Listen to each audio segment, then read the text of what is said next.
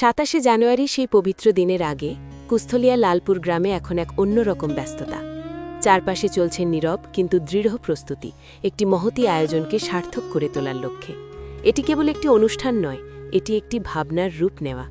সেই ভাবনার দিশা ও অনুপ্রেরণায় বৈদিক জাগৃতি সঙ্গমের সভাপতি এবং আনন্দময়ী গ্রুপের চেয়ারম্যান ড হৃদয় হালদার মহাশয়ের নেতৃত্বে এগিয়ে চলেছে এই আয়োজন।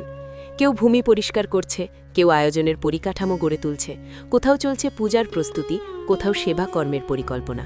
প্রতিটি মানুষ নিজের মতো করে যুক্ত হয়ে পড়েছে এই যাত্রার সঙ্গে, কারণ এই আয়োজন শুধুই একদিনের নয়, এটি এক দীর্ঘ সাধনার অংশ, যেখানে আধ্যাত্মিকতা আর সামাজিক দায়িত্ব পাশাপাশি চলে।